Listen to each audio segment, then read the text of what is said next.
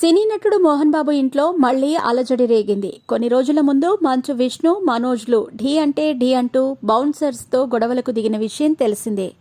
ఆ గొడవల్లోనే జర్నలిస్ట్ తలపై మోహన్ బాబు కొట్టడం, తీవ్ర గాయాలు కావటం, పోలీసు కేసు నమోదవటం, పోలీసులు విచారణకు పిలవటాలు కూడా జరిగాయి.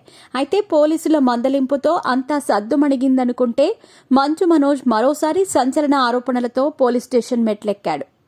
మంచువారి ఫ్యామిలీ ఫైట్లో మరో ట్విస్ట్ చోటు చేసుకుంది. వారం 10 రోజులుగా మంచువారి కుటుంబ తగాదాలు తారాస్థాయికి చేరుకున్నాయి.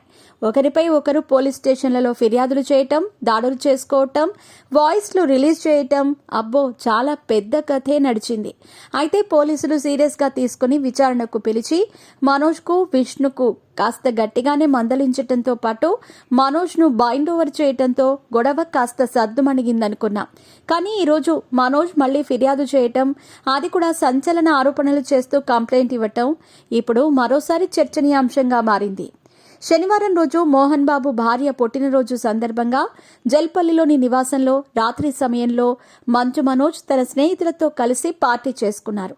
ఆ సమయంలో కరెంట్ పోయింది. జనరేటర్ ఆన్ చేసినా ఫలితం లేకపోయింది. దీంతో రాత్రంతా కరెంట్ లేదు. ఇదే విషయమై అసలు జనరేటర్ ఎందుకు పనిచేయలేదని ఉదయం సమయంలో పరిశీలిస్తే జనరేటర్లో పంచదార పోసినట్టు గుర్తించారు. ఆ పంచదార విష్ణు ఆయన స్నేహితులే పోసినట్టుగా అనుమానించిన మనోజ్ విష్ణుతో గొడవకు దిగాడు. ఆ సమయంలో ఇరువురు కొట్టుకునే వరకు వెళ్ళింది. ఈ విషయమై మంచు మనోజ్ మరోసారి పహాడీ షరీఫ్ పోలీసులను ఆశ్రయించారు. గొడవకు సంబంధించి ఆధారాలతో సహా విష్ణుపై పహాడీ షరీఫ్ పోలీస్ స్టేషన్లో మనోజ్ ఫిర్యాదు చేశారు. ఫిర్యాదులో తనతో పాటు కుటుంబ సభ్యులను కరెంట్ ఫిక్షన్ చేసి చంపాలని కుట్ర చేశారని, తనతో పాటు భార్య, పిల్లలు, తల్లిని చంపే ప్రయత్నం జరిగిందని మనోజ్ సంచలన ఆరోపణలు చేశారు. వారం రోజుల క్రితం కొంతమంది వ్యక్తులపై ఫిర్యాదు చేశానని, వాళ్లే ఇప్పుడు తమ ఇంట్లోకి ప్రవేశించి కుట్ర చేశారని ఆరోపించారు. మనోజ్ ఫిర్యాదు మేరకు కేసు నమోదు చేసిన పోలీసులు విచారణ మొదలుపెట్టారని తెలుస్తోంది. 2 రోజులు సైలెంట్ గా ఉండటంతో మంచువారి ఫ్యామిలీ ఫైట్ సద్దుమణిగిందని అందరూ భావిస్తున్న సమయంలో మరోసారి మనోజ్ కంప్లైంట్ చేయడంతో మళ్లీ రచ్చ షురూ అయ్యింది. మరోవైపు మంచు విష్ణు, మోహన్ బాబు మొన్నటి గొడవలో మైకుతో దాడి చేసిన జర్నలిస్ట్ రంజిత్ ను పరామర్శించారు.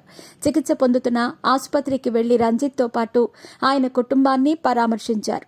ఆవేశంలో దాడి చేశానని, తనదే తప్పని క్షమించాలని మోహన్ బాబు కోరారు. ఉద్దేశపూర్వకంగా చేయలేదని మోహన్ బాబు వివరించారు. అయితే తనతో పాటు మీడియా సోదరులందరికీ క్షమాపణ చెప్పాలని రంజిత్ కోరగా ఏమాత్రం ఆలోచించకుండా మీడియా మిత్రులందరికీ మోహన్ బాబు క్షమాపణలు తెలిపారు.